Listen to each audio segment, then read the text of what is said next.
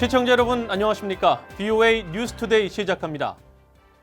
미 국무부는 북한 측의 9월 하순 만남 제의와 관련해 환영의 입장을 밝히면서도 아직 발표할 일정은 없다고 전했습니다. 존 볼튼 보좌관 경질과 관련해서는 폼페오 국무장관과 스티븐 비건 대북정책 특별대표의 역할을 강조했습니다. 김칸희 기자가 보도합니다. 정례 브리핑에 나선 모건 오테이거스 국무부 대변인은 최근 북한의 최선희 외무성 제1부상이 담화를 통해 전한 이달 하순 협상에 대해 환영한다고 말했습니다. Our goal for North Korea to be denuclearized, final and fully, is verified, and so it was an encouraging sign that they would like to return to negotiations, and that's something we welcome.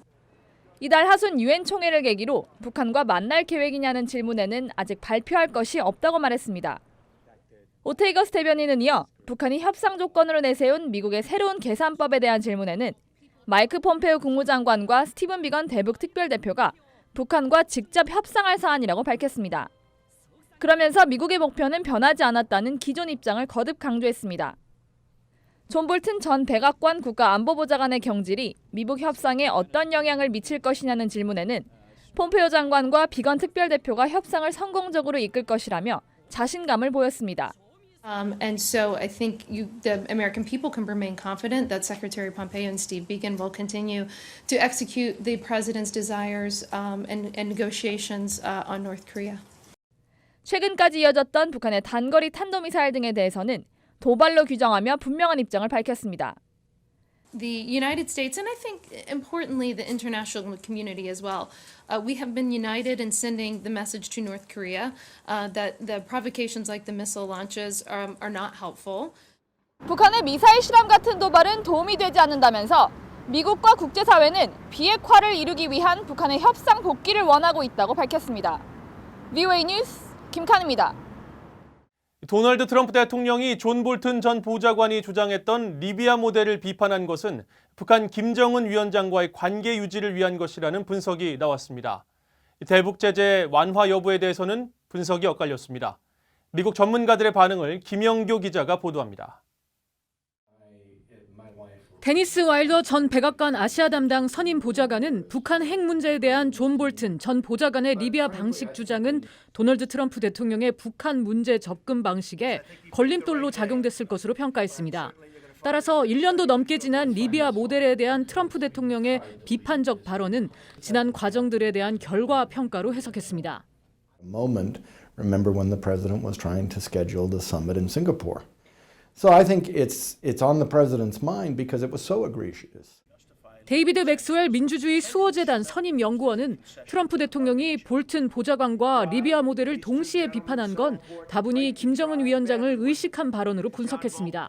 미북 협상을 이어가기 위해 김정은 위원장과의 관계를 지키기 위한 노력의 일환으로 해석된다고 말했습니다.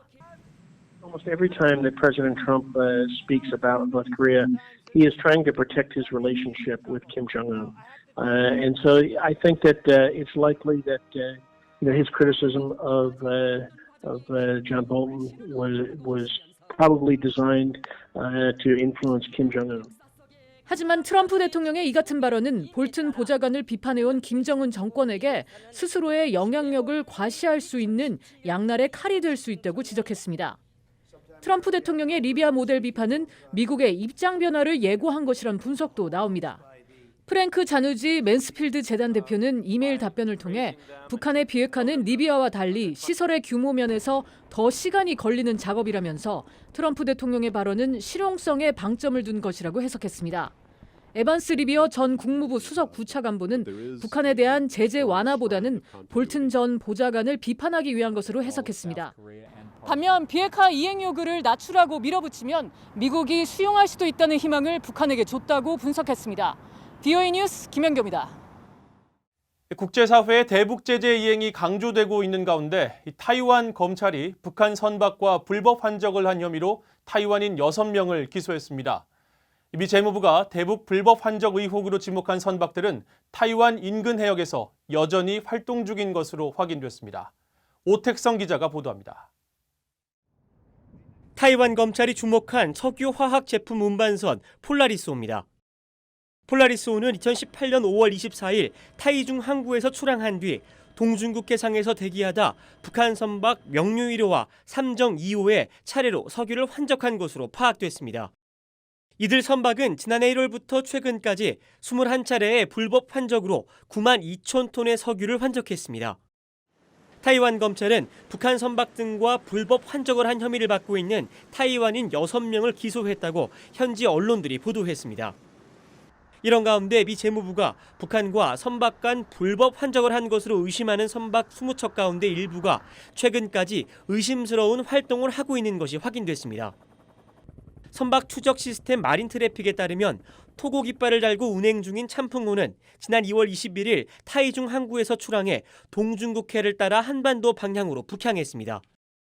이후 약 한 달 반 뒤인 4월 2일 돌연 중국 닝보에서 북동쪽으로 305km가량 떨어진 동중국해상에서 머물다가 한 달여 뒤인 타이완으로 되돌아갔습니다. 또 시에라리온 깃발을 단 탄휘호는 지난 4월 11일 중국 닝더에서 출항해 타이완 가오슝항에 입항한다고 신고했지만 실제로는 가오슝 항구 정박지에서 출발해 북서쪽으로 45km가량 떨어진 해상에 머물다 돌아갔습니다.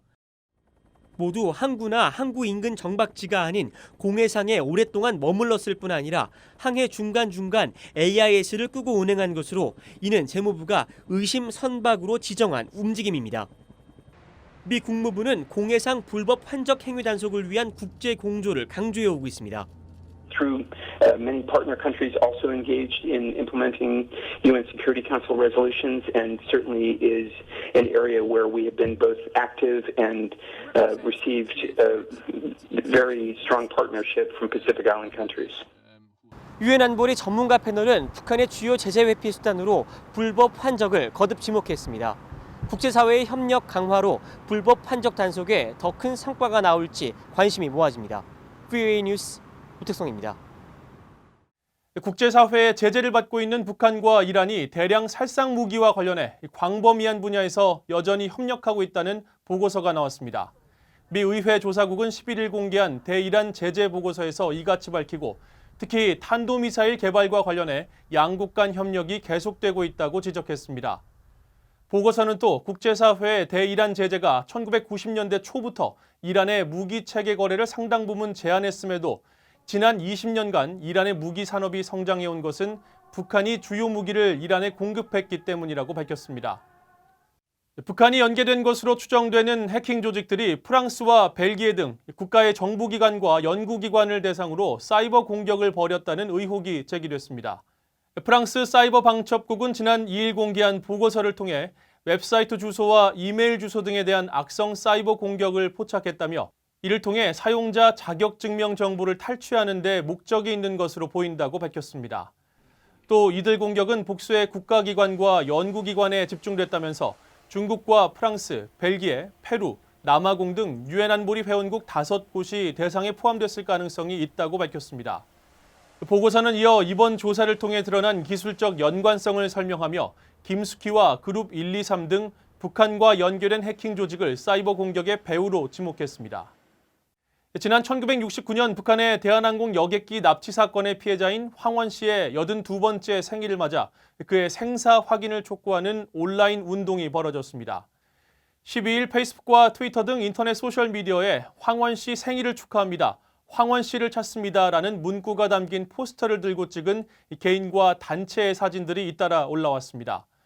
국제인권단체인 앰네스티 인터내셔널은 황원 씨가 납북될 당시 2살이었던 아들 황인철 씨가 50살이 넘은 지금도 여전히 아버지를 찾고 있다고 밝혔습니다. 1969년 12월 11일 당시 32살이었던 황원 씨는 강릉발 서울행 대한항공 여객기를 타고 가다가 이 비행기가 북한 공작원들에게 납치되면서 북한으로 끌려갔습니다. 미국의 비정부 기구 이그니스 커뮤니티가 북한의 평양의과대학 부설 연구소를 지원하기 위해 $60만 상당의 의료기기와 재활기기를 반입합니다. 유엔 안보리 대북제재위원회가 12일 공개한 제재 예외 자료에 따르면 올해 말 개소 예정인 북한 평양의대에 척추 및 소아 행동발달 장애치료 연구소에 지원할 초음파 기기와 재활운동 치료기 등 230여 의료기기 등이 포함됐습니다. 이그니스 커뮤니티는 북한의 어린이 뇌성마비 환자가 약 3만에서 4만 명이 있는 것으로 추산했습니다. 이상으로 뉴스투데이를 마칩니다. 시청해주신 여러분 고맙습니다.